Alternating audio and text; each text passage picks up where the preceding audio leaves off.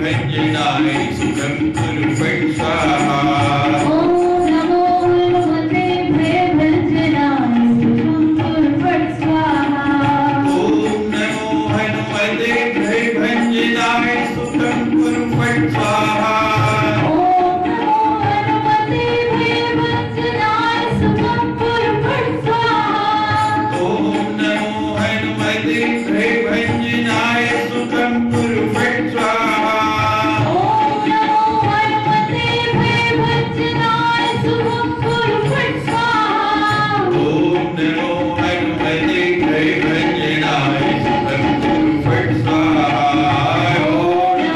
हनुमते भयभंजनाय सुखं कुरु फट् स्वाहा।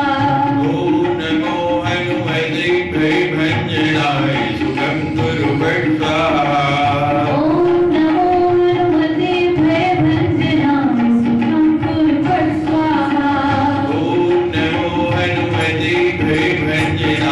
सुखं कुरु फट् स्वाहा।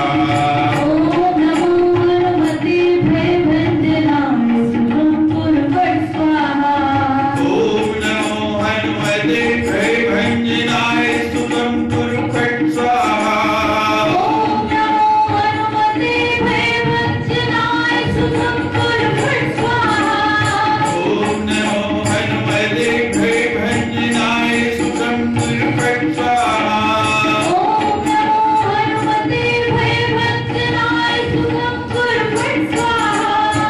ओम नमो हनुमते भयभंजनाय सुखं कुरु फट् स्वाहा। ओम नमो हनुमते भयभंजनाय सुखं कुरु फट् स्वाहा। ओम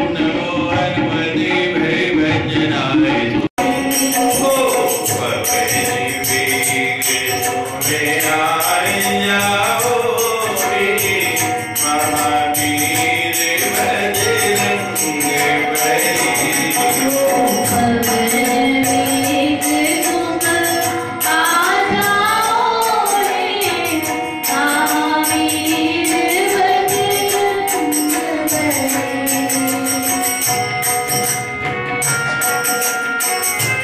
फट् स्वाहा। ओम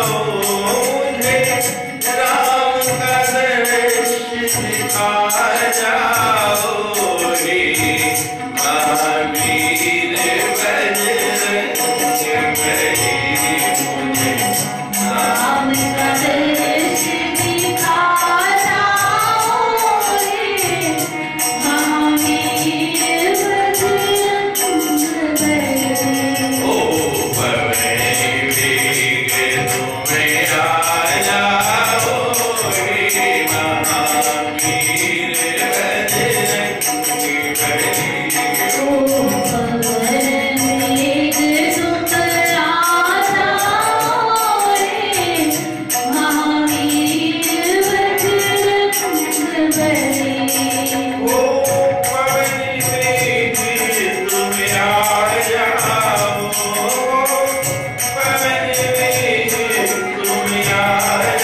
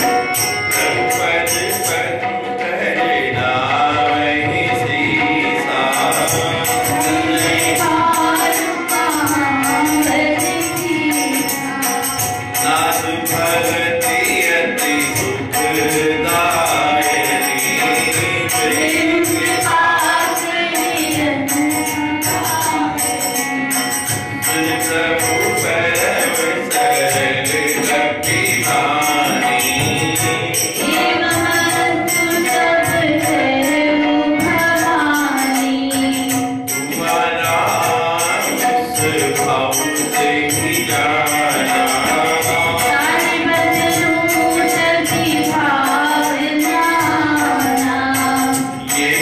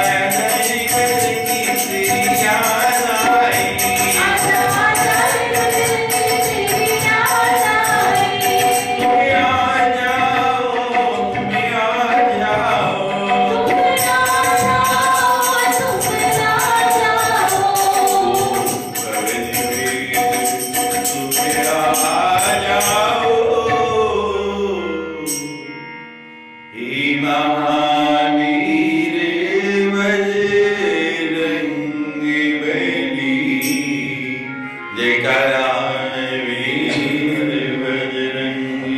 हर हर महादेव। नाथ भक्ति अति सुखदायिनी, देहु कृपा करे अन्न पायिनी।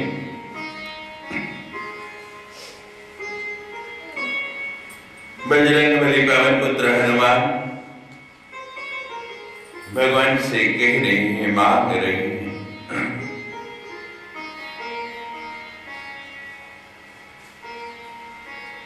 क्या मांगा भगवान से? नाथ भक्ति अति सुखदायिनी।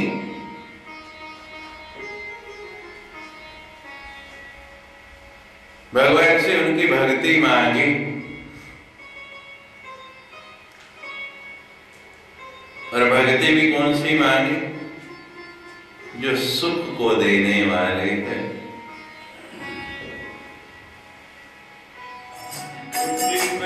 नाम जप ले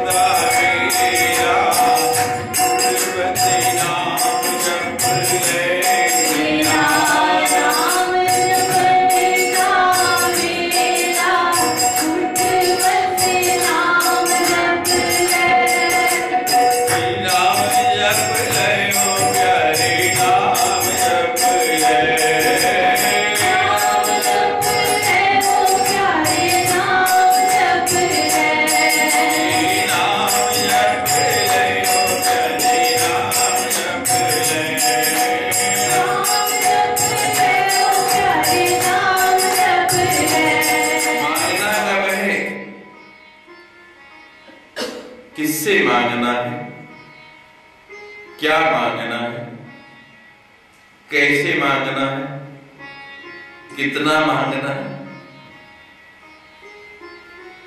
ये बड़ी महत्वपूर्ण बात है।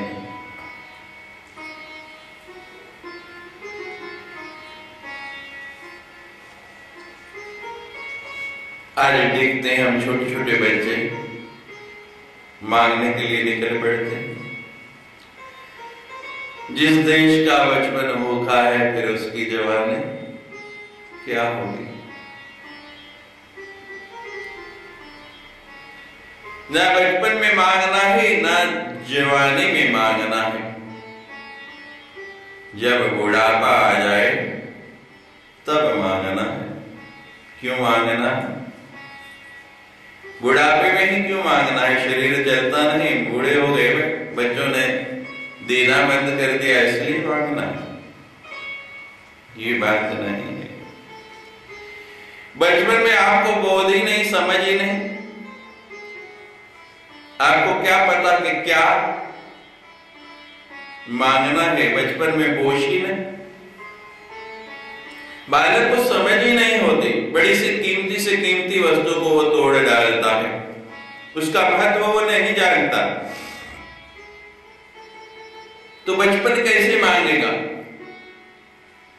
बचपन में होश नहीं, इसलिए बचपन में भी नहीं मांगना। और जवानी में जोश है, और जब जवानी का जोश है तो व्यक्ति क्या चाहता है, क्या मांगता है, इसलिए जवानी में भी नहीं मांगना। क्योंकि जब तक शरीर में जवानी है, शक्ति है, तब तक उसका उपभोग है, उपयोग है, लेकिन उसके बाद उसका उपयोग नहीं, वो भी व्यर्थ है। कब मांगना बताया? तीसरी अवस्था में, बुढ़ापे में। बुढ़ापे का मतलब ये नहीं कि शरीर बूढ़ा हो गया, आपको समझ आ गई, परिपक्वता आ गई कि मेरे लिए क्या उचित है और क्या अनुचित है।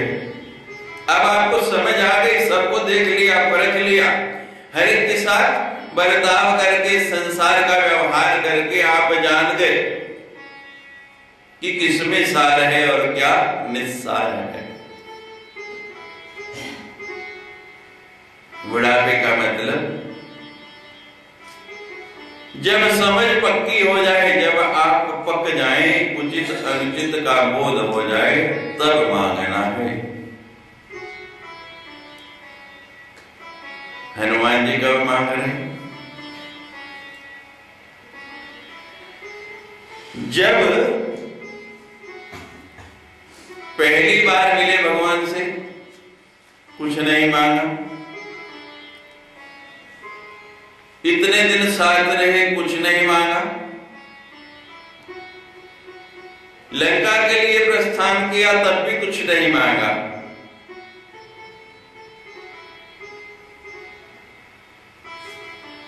और अब वापिस आके भगवान को सब कुछ सुना रहे हैं। भगवान बार बार कह रहे हैं, प्रति उपकार करो का द्वारा कि हे हनुमान जी, मैं देना चाहता हूं, आपको क्या दूं, मुझे समझ नहीं आ रही। भगवान के चरणों में गिरते रहे, तब भी कुछ नहीं मांगा।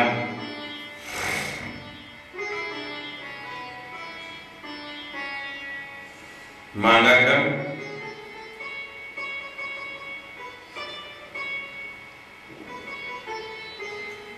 मांगने का समय कौन सा चुना हनुमान जी ने? जब भगवान कह रहे हैं कि मुझे ऋण कर दो, कुछ मांग लो, तब भी नहीं मांगते, और अब मांग रहे हैं।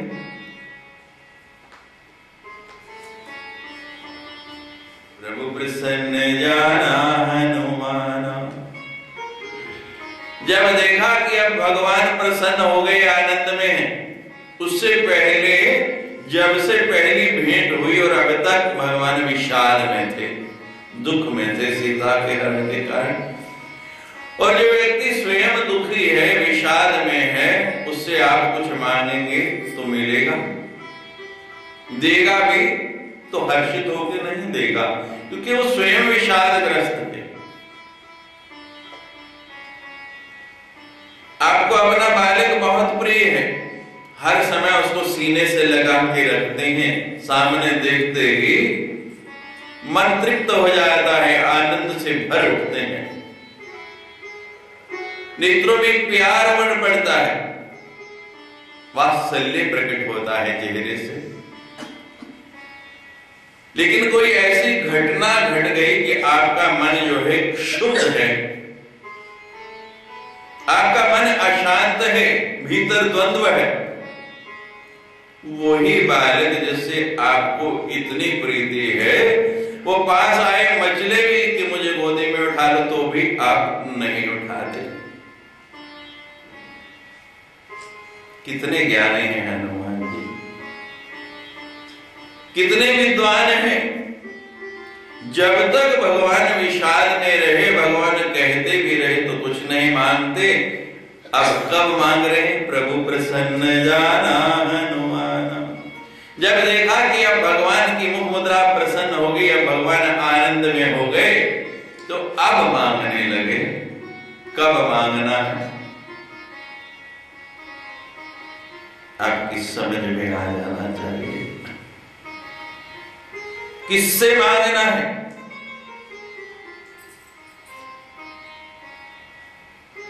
हर एक के सामने पात्र लेके खड़े हो जाओ, कोई सम्मान नहीं रहेगा।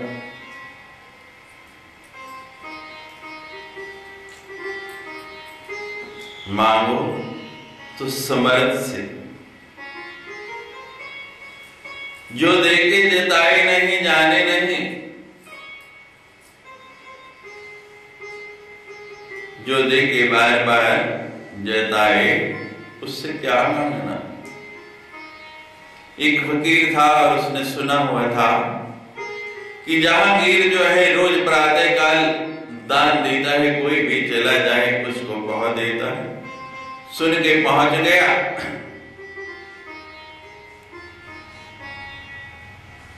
जब पहुंचा तो लोगों को बांट चुका और बांटने के बाद अपनी नमाज अदा करने लगा, प्रार्थना करने लगा। तो वो फकीर एक तरफ बैठ गया कि अपना काम पूरा कर ले, पता नहीं क्या कर रहा है, तो मैं मांगूंगा। बड़े प्रेम से उसने अपने वजू की नमाज अदा की और नमाज अदा करने के बाद दोनों हाथ ऊपर करके खुदा से मांगने लगा, हे मौला, हे अल्लाह, मुझे इतना दे, मेरा राज्य इतना बड़ा हो जाए।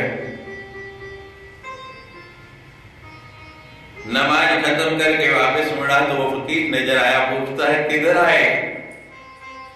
फकीर कहते आया तो था कुछ सोच के, लेकिन यहाँ कुछ और देखा। और वो फकीर वापस चल पड़ा।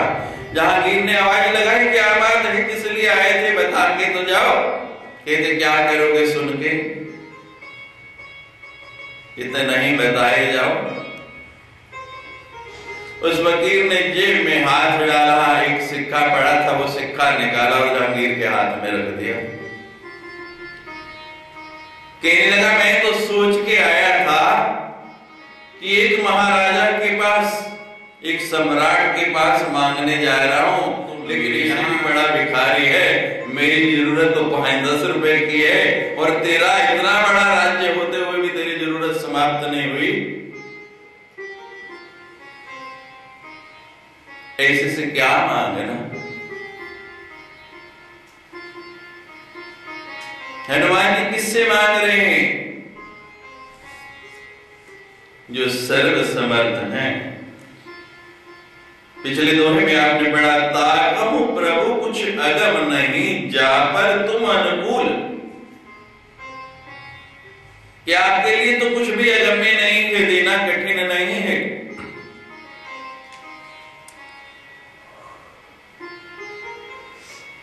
किससे मांगना?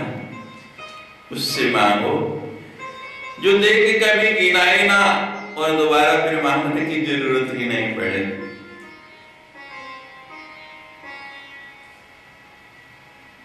हनुमान जी बता रहे हैं अब क्या मांगना है। क्या मांगा हनुमान जी ने? धन मांगा, दौलत मांगी, मकान मांगा, गाड़ी मांगी। ये तो नश्वर चीजें हैं, इन्हें मांग के आप क्या करेंगे? हनुमान जी क्या मांग रहे हैं? नाथ भक्ति अति सुखदायिनी।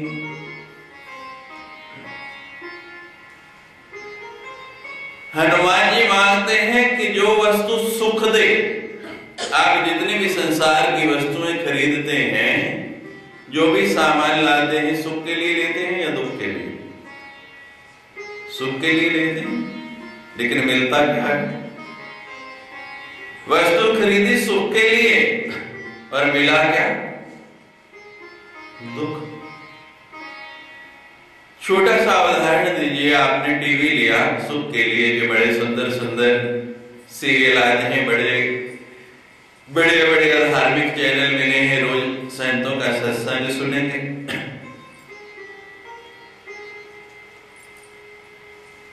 हमारा बार बार पावर कट होता है, सुख किसमें बदल गया? महीना खत्म नहीं होता, महंगाई का जमाना, और केबल वाला कहता है 200-200 रुपए खराब हो जाता है।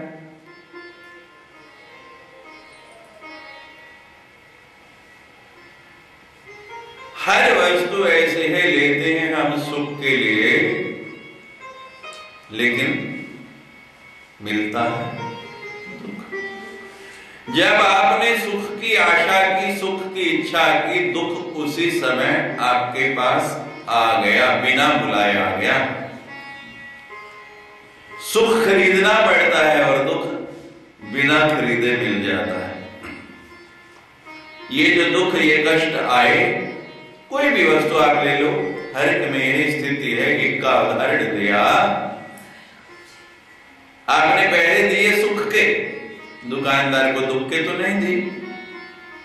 हमें बचपन की बात याद आती है, किसी से कोई वस्तु खरीदते थे तो वस्तु लेने के बाद उसने वस्तु दे दी जितनी है, उससे कहते थे, जिसको आजकल की भाषा में बोनस कहते हैं, लेकिन उस समय की साधारण भाषा में क्या कहते हैं, झूंगा, यानी ऊपर से कुछ फालतू दो।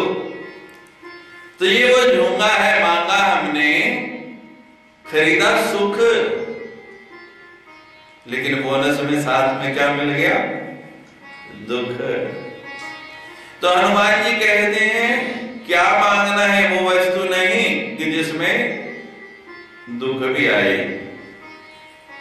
क्या कह रहे हनुमान जी, क्या दो, क्या मांगा है, नाथ भगति अति सुखदायिनी। भक्ति मांगी भगवान से। अब भक्ति में भी दुख आ जाता है। मीराबाई ने कहा है, जो मैं ऐसा जानती, प्रीत के दुख होई तो नगर ढिंढोरा फेरती के प्रीत न करियो।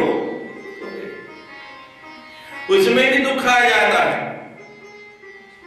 लेकिन हनुमान जी तो बहुत विद्वान हैं और बड़ा सोच समझ के मांग रहे हैं, बहुत विचार करके मांग रहे हैं। भक्ति तो मांगी, लेकिन साथ ही कह दिया कि भगवान मुझे भक्ति कौन सी चाहिए।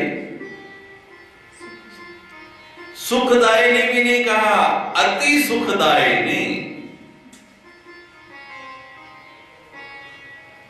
अति सुखदायिनी भक्ति कौन सी है, ये केवल हनुमान जी ही बता सकते हैं, दूसरा कोई नहीं।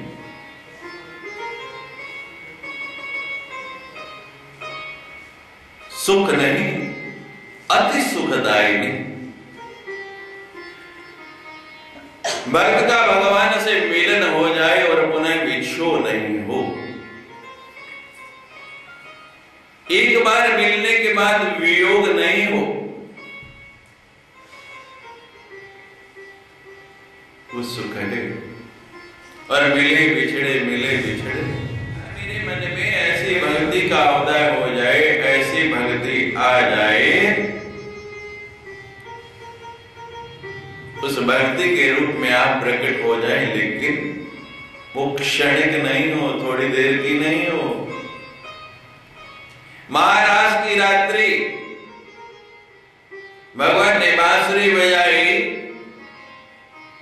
सारे की सारी गोपियां आ गई रास के लिए।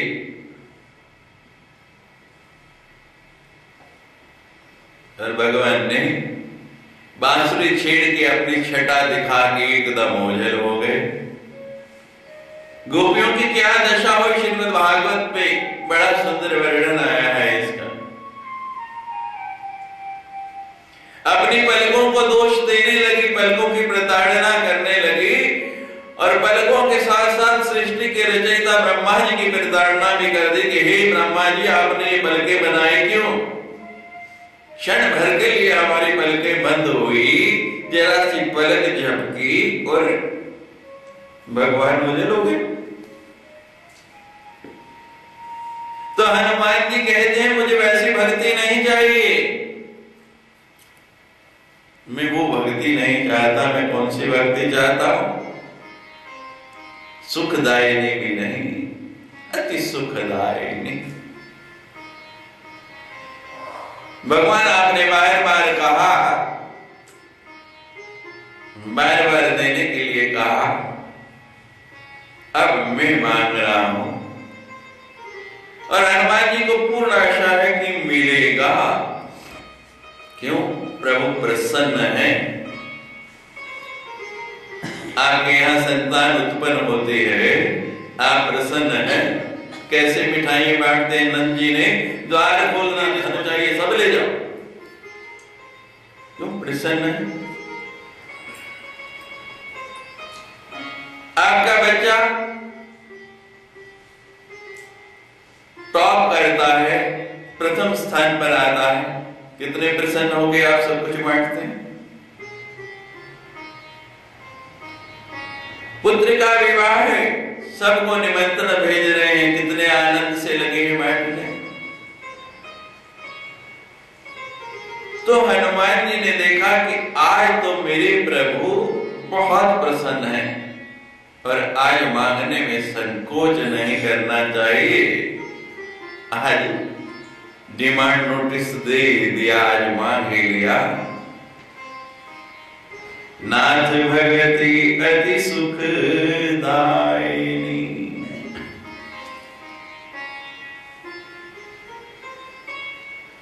और अवसर कितना बढ़िया मांगने का चुना। हनुमान जी को पता है कि अब सूचना मिल गई। हनुमान जी जानकी को क्या कह के आते हैं? जानकी से क्या कहा वहां से चलते हुए? जब जानकी ने पूछा कि भगवान कभी मुझे याद करते हैं, जो ने होती सीधा सुधि पाई, करते नहीं विलंब रघुराई। हनुमान जी ने जानकी को क्या कहा था कि हे मां, अगर भगवान ने सुधि पाई होती, भगवान जान जाते, भगवान को आपका पता लग गया होता, तो करते नहीं विलंब, भगवान देरी नहीं लगाते, उसी क्षण लंका पर आक्रमण कर देते। आपकी सुधि लेने आया हूं, अब पता लगेगा। और एक किस्म से आश्वासन दे के आए हैं कि भगवान सुनते युद्ध के लिए आ जाएंगे। और हनुमान जी जानते हैं कि अब मैंने सूचना दे दी, भगवान प्रसन्न हो गए। और अब अगला कदम क्या होना है भगवान का? अब भगवान ने सीधी युद्ध की तैयारी करनी है, युद्ध के लिए निकल बैठना है। इसके बाद मांगने का समय नहीं रहेगा। और जब व्यक्ति युद्ध के लिए लिखता है तो कितने शगुन मनाता है, क्या क्या करता है। हनुमान जी ने देखा कि अचूक मौका है, इस समय भगवान इनकार कर नहीं पाएंगे, जो मैं मांगूंगा वो मुझे मिलना ही है। कब मांगा? ये भी आ गया। कितना मांगा?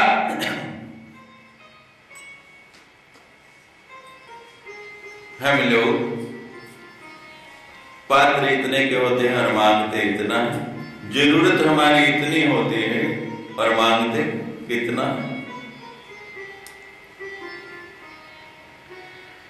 साईं इतना दीजिए,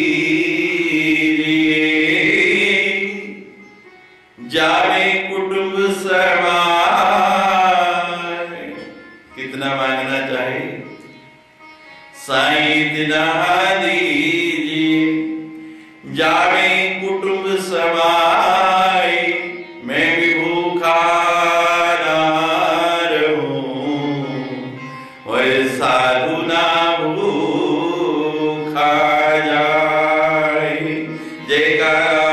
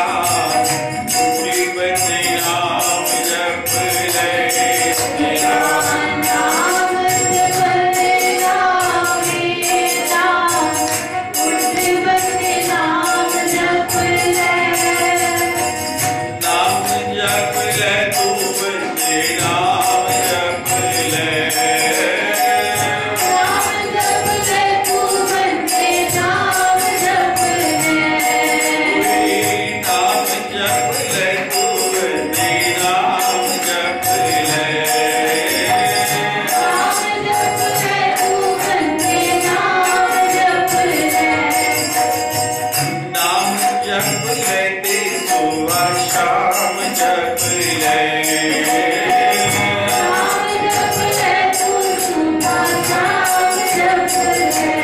सीधा नाम जपने जावेला, उठवत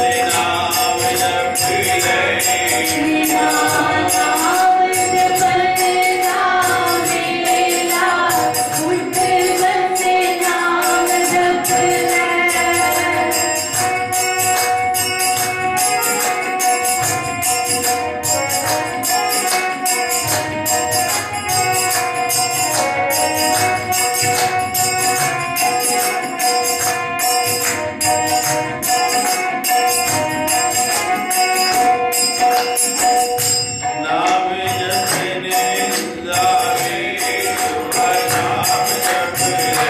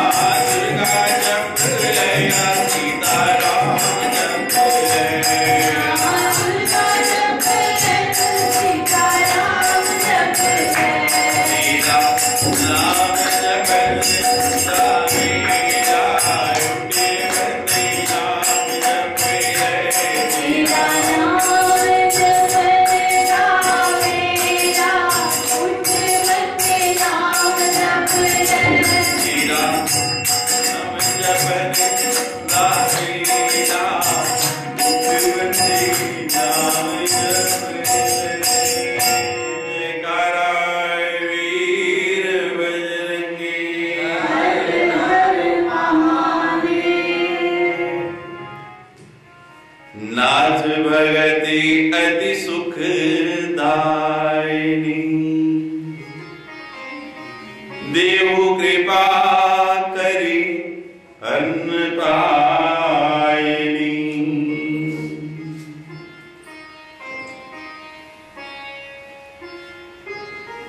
हनुमान जी भगवान से मांग रहे, आपने सुना कब मांगना चाहिए, किससे मांगना चाहिए, कैसे मांगना चाहिए, क्या मांगना चाहिए। आज हम चर्चा करेंगे क्या मांगना चाहिए। कल आपने सुना कि ना बचपन में ना जवानी में, तीसरे पहर बुढ़ापे में मांगना है। और बुढ़ापा कौन सा आपको ये भी पता है। किससे मांगना चाहिए, जो सर्वसमर्थ हो। कैसे मांगना चाहिए और कब मांगना चाहिए, ये चार बातें कल आपने सुने। आज उसी चर्चा को आगे बढ़ाते हैं कि क्या मांगना चाहिए।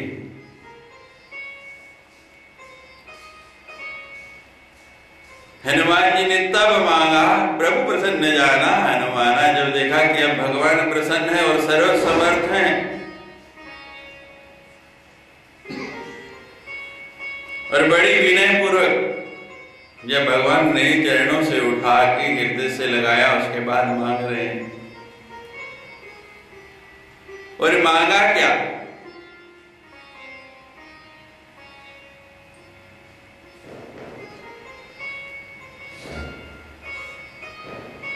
हम ऐसी वस्तुएं मांगते हैं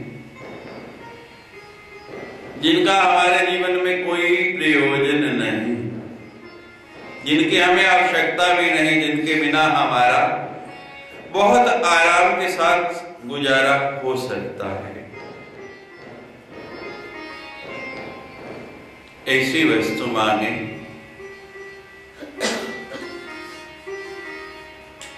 जिसके बिना गुजारा नहीं। कल आपको बताया था कि जो वस्तु आप लेते हैं उसमें थोड़ी देर के लिए आनंद है, बाद में वही दुखदायी बन जाती।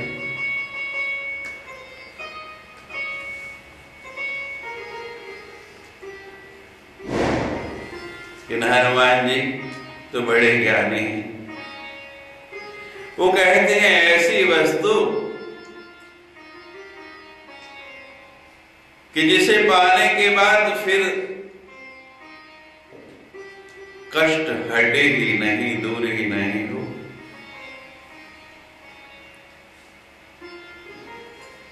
क्या मांगा हनुमान जी ने? नाथ भगति अति सुखदाई।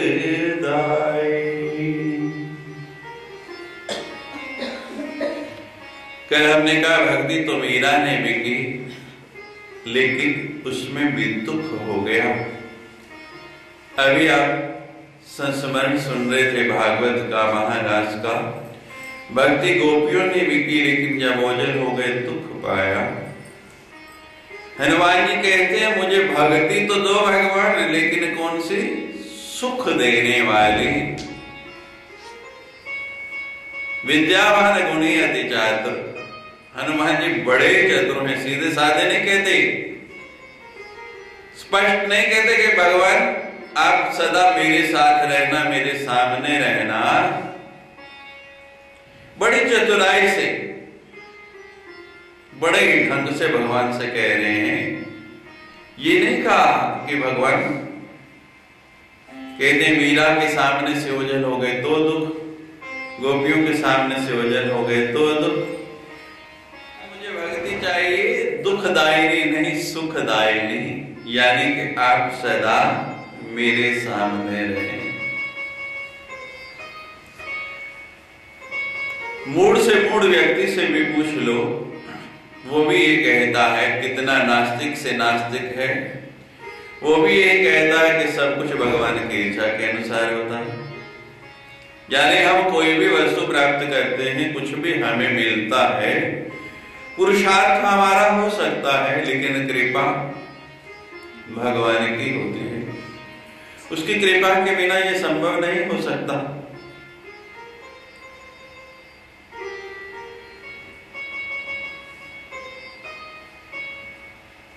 तो अगर भगवान ही हमारे पास आ जाए, सब कुछ अपने आप आ गया नहीं, सब कुछ अपने आप आपको मिल गया,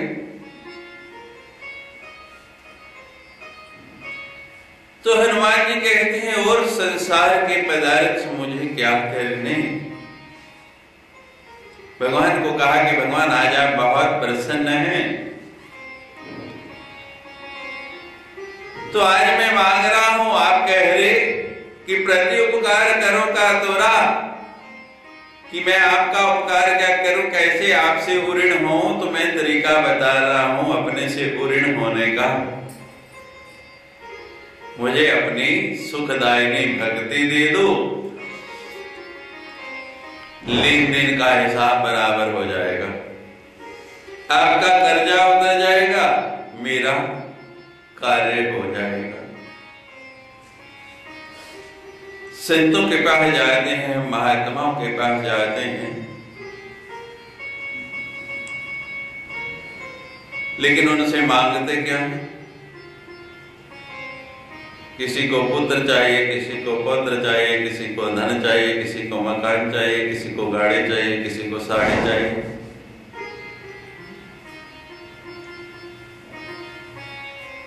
संत से इसीलिए प्रेम किया, यानी संत भी आपकी कार्यशाला हो गई। जैसे किसी जो भी आप काम करते हैं, जो आपका क्षेत्र है, उसमें काम किया और उसके बदले में धन प्राप्त कर लिया, कोई सामग्री प्राप्त कर ली, तो संत की भी सेवा की, उससे भी बदले में यही चाहिए। फिर अंतर क्या रह गया संसार में और संत में? उसके पास जाने का प्रयोजन ही क्या रहा? ये वस्तु तो संसार में बहुत भरी पड़ी है, फिर क्यों वहां आना? वहां आके जो मांगना चाहिए वो मांगो। संत से ज्ञान मांगो, संत से ध्यान मांगो, संत से सम्मान मांगो और संत से मुस्कान मांगो। ये 4 वस्तुएं हैं संत के पास जाके मांगने की। कौन कौन सी? ज्ञान, ध्यान, सम्मान और मुस्कान। संत के पास जाके ज्ञान जाने क्या उचित है, क्या अनुचित है, क्या करने लायक है और क्या नहीं करने लायक।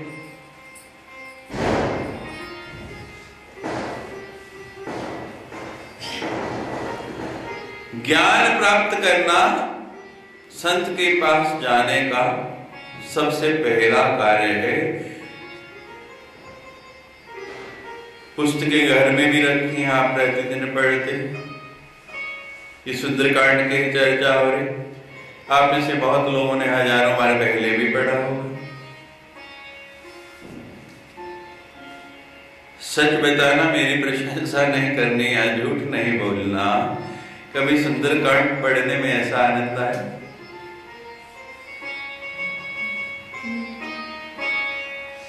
तो संत के पास आकर क्या मिला? ज्ञान। सुंदरकांड तो हम पढ़ते हैं, हमें पता है ये सुंदरकांड है, इसको करने से सुंदर होता है। लेकिन सुंदर क्या होता है, इसमें क्या सुंदरता है? मुझे नहीं लगता किसी चौपाई पर आपको विचार भी आया हो। सुंदरकांड पढ़ते हैं, पन्ने पलटते हैं, कोई कहता है मुझे 1 घंटा लगता है, कोई कहता है आधा घंटा लगता है, कोई कहता है मैं 20 मिनट में करता हूं, कोई कहता है मैं 15 मिनट में करता हूं।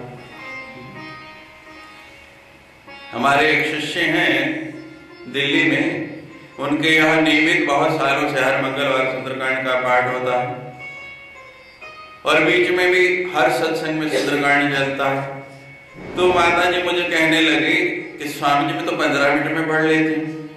मैंने कहा भाई मुझे नहीं लगता, क्योंकि मैंने बहुत कंठस्थ भी रहा तो भी मुझे 25 मिनट तो कम से कम लगते ही हैं। हमारे यहाँ के बच्चे भी हर शनिवार पाठ होता है, इतने तेज हो गए कि वो भी 25 मिनट मेरे ख्याल पूरा कर देते। तो मैंने कहा माता जी आप मुझे 10 तो है, जरा पढ़ के सुनाओ, मैं देखूं तो सही, क्योंकि 10 से अंदाजा लग जाएगा कि 15 मिनट में आपका पूरा होता है या नहीं। अब महाराज उन्होंने पढ़ना शुरू किया, पहली चौपाई पढ़ी, अगली चौपाई। मैं कहा नहीं भाई आधे नहीं, पूरी पढ़ो ना, पूरी चौपाई पढ़ो, उसके बाद अगली पे जाओ। वो 10 चौपाइयों में 15 मिनट लग गए। मैंने कहा हो गया, चलो 15 मिनट भी नहीं, आप घंटे में भी पढ़ते हैं तो नजर शब्दों पर दौड़ रही है, हाथ पन्ने पलटने में लगे हैं, मन उसमें रमा नहीं, गया नहीं। और जब तक मन नहीं रमा, उसको जाना नहीं, उसे समझने की चेष्टा नहीं की, रामचरितमानस का पाठ होता है 24 घंटे, आजकल तो लोग 16 घंटे में पूरा कर देते। आज बड़ा ही सुंदर देव है, पूर्णिमा तिथि है और कार्तिक मास की पूर्णिमा। अभी कुछ दिन पहले हमने बताया था एकादशी आई थी। कौन सी एकादशी थी? देव प्रबोधनी। और अभी 15 दिन पहले बहुत बड़ा उत्सव गया कार्तिक अमावस्या को। कौन सा उत्सव? दीपावली। अयोध्या में दीपावली मनाई गई। अयोध्या भगवान जी, तो अयोध्या में दीपावली हुई।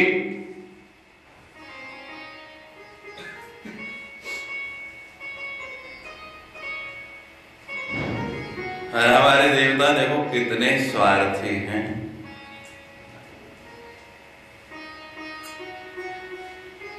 भगवान वहां से वापस चले लंका पर विजय कर ली, रावण पर विजय कर ली, तब पुष्प नहीं बरसाए।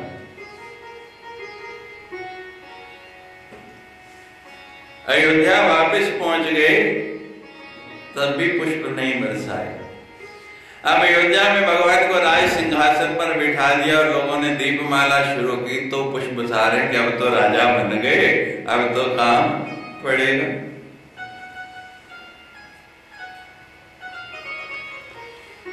तो जब दीपावली हो गई तो देवताओं के मन में आया कि भाई पृथ्वी लोक पर दीपावली हुई, हमें भी करनी चाहिए।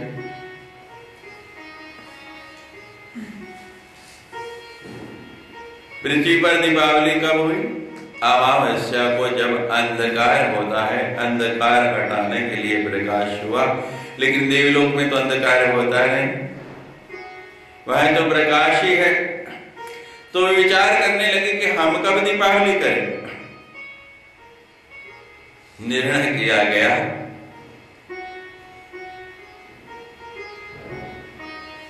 कि अब जो कार्तिक की पूर्णिमा आएगी और भगवान तो सोए रहते हैं, देवशयनी है, देव प्रबोधनी आएगी, उसके बाद भगवान उठ जाएंगे और रहेंगे। तो आज देव दीपावली है, आज देवलोक में दीपावली हो रही है। बड़ा महत्व है इस पूर्णिमा का, और महत्व इस दिन से जुड़ा है। सिख संप्रदाय के प्रथम गुरु सदगुरु श्री गुरु नानक देव जी का भी आज प्राकट्य उत्सव, प्रकाश उत्सव है। मिटी धुंध जग चानन होया। गुरुदेव प्रकट हुए, सतगुरु नानक प्रगटया, तो ये धुंध हट गई अंधकार की और प्रकाश हो गया। अक्सर होता रहता है। और जब गुरु पर्व आता है तो सब गुरुद्वारों में, घरों में भी लोग पाठ रखते हैं। वहां भी वही परिस्थिति है। पाठी को पूछो कौन सा शब्द पढ़ा, जो पाठ करके उठा उससे ये पूछ लो कि तुमने कहां से कहां तक पढ़ा, तो बता नहीं पाएगा। तो हम करते क्या है, केवल पृष्ठ पढ़ते हैं। सुंदरकांड क्या है, उसे पढ़ना कैसे है, ये ज्ञान कहां से मिलेगा? सदगुरु के पास आके। मुझे विश्वास है अगर आपने ढंग से सुना और मैंने आपको सुनाया है, तो अब जब आप सुंदरकांड पढ़ेंगे तो जिस चौपाई को पढ़ रहे होंगे आपको बोध हो जाएगा कि ये क्या है। जैसे जब तक आपने ताजमहल नहीं देखा, ताजमहल शब्द नहीं आया, तो उसके चित्र का ही केवल ध्यान गया। ताजमहल घूम आए हैं, तो जब ताजमहल की चर्चा हुई या ताजमहल किसी ने बोला, तो पूरा ताजमहल का अंदर तक का दृश्य आपकी आंखों के सामने आ जाता है। आता है या नहीं? होता है ऐसा? तो सदगुरु के पास पहला कार्य संसारी वस्तुएं मांगना छोड़ दो। और मांगना के दूर की बात है, अब सदगुरु के पास आप अकेले शिष्य नहीं हैं, आप अकेले ही नहीं आते हैं, बहुत लोग आते हैं। अभी नीचे आने तक कई ऐसी सूचनाएं आ गई, ध्यान उधर चला गया। अब जो व्यक्ति पास में बैठा है उसकी ओर ध्यान नहीं गया, वो तो पैर पटकता हुआ घर जाएगा। स्वामी जी ने तो मैं इतना समय निकाल के इतनी मुश्किल से आई, मेरी ओर देखा तक नहीं। आप आगे इतना ही काफी है। आपकी दृष्टि पड़ गई, सदगुरु की दृष्टि पड़ गई, इतनी बहुत है। और मन में भाव है तो उसी से आपको प्राप्ति हो जाएगी। इच्छा लेकर जाना नहीं, इच्छा रहित होगी जब जाओगे तभी कुछ पा पाओगे। जहां इच्छा लेके गए वहां आप हैं, और जब तक आप हैं तब तक सदगुरु आप में उतर नहीं सकता। और जब आप इच्छा रहित होके गए, कोई इच्छा नहीं, तो सदगुरु को स्थान मिलता है। वो छिद्र देखता है, पानी बहता जा रहा है लेकिन कहीं से धंसा हुआ फर्श है, थोड़ा सा खड्डा है, तो पानी उसमें रुक जाता है। और जो तो जगह बनाओ, जब आप रिक्त होके आओगे, जगह होगी, तभी तो सदगुरु आप में उतरेगा।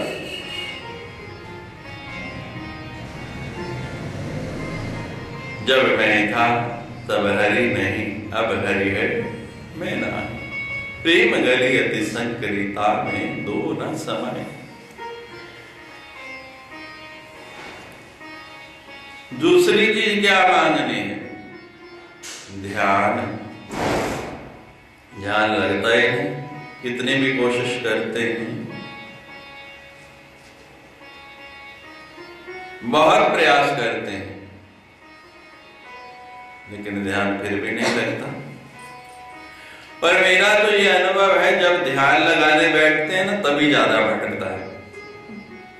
ऐसे तो कम भटकता है, लेकिन जब ध्यान लगाने लगते हैं उस समय और ज्यादा भटकता है, और ज्यादा विचलित होता है मन, और दौड़ता है। क्यों दौड़ता है?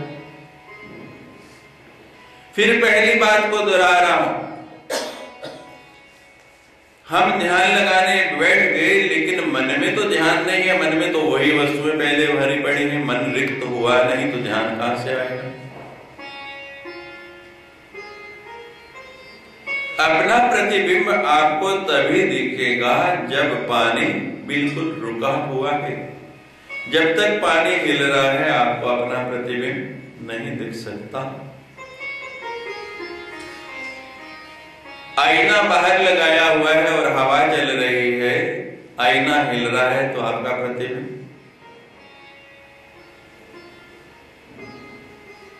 मन को टिकाना कैसे है? वायु के झोंके तो आते रहेंगे, वायु चलती रहेगी, पानी हिलता रहेगा, लेकिन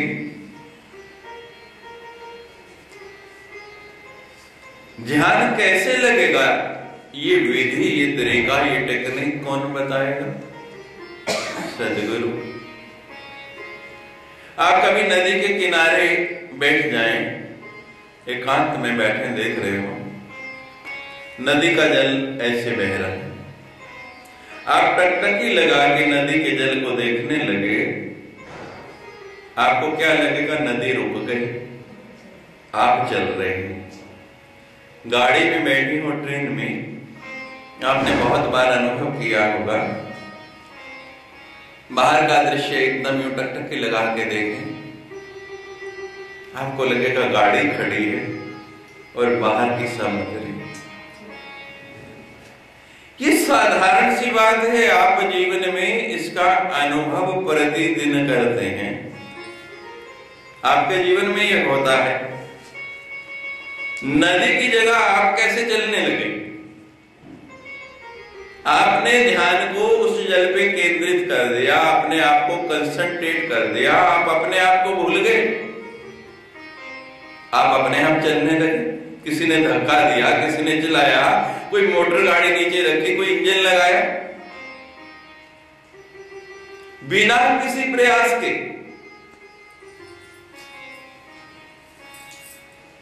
कितना सही काम है, इतना ही आपको करना है।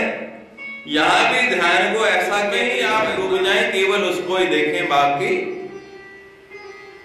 आप अपने आप चलने लगेंगे, बाकी काम अपने आप हो जाएगा। लेकिन हम तो रह रहे कि उनको याद करते हैं। मंदिर आ गए, ध्यान लगाने के लिए बैठ गए, अभी दूध उबालना, अभी लड़के ने जाना, अभी ये करना, अभी वो करना, अरे जितनी देर आए उतनी देर तो उसको भूलो, उसकी विस्मृति करो। हम कुछ छोड़ना चाहते हैं। अब इस हाथ से इसको पकड़ा हुआ है और मैं को इसी हाथ से इसको भी पकड़ लूं, तो ये कैसे संभव हो सकता है? एक वस्तु को छोड़ूंगा तो दूसरी पकड़ूंगा ना, और दोनों को तो पकड़ूंगा तो एक गिरेगी ही गिरेगी। ये अनुभव है जीवन का। ध्यान बड़ी सरल प्रक्रिया है। लोग कहते हैं ध्यान बड़ा कठिन है, मैं कहता हूं सबसे सरल है। विधि नहीं जानते हम, तरीका नहीं जानते, उसको करना कैसे है ये समझना नहीं चाहते। और जिस दिन इतनी सी समझ आ जाए, जिस दिन ये बात आपकी बुद्धि में बैठ गई, उसी क्षण ध्यान लग गया। और सरल करके आपको बताता, स्वामी जी सुना रहे हैं महाराज का प्रसंग।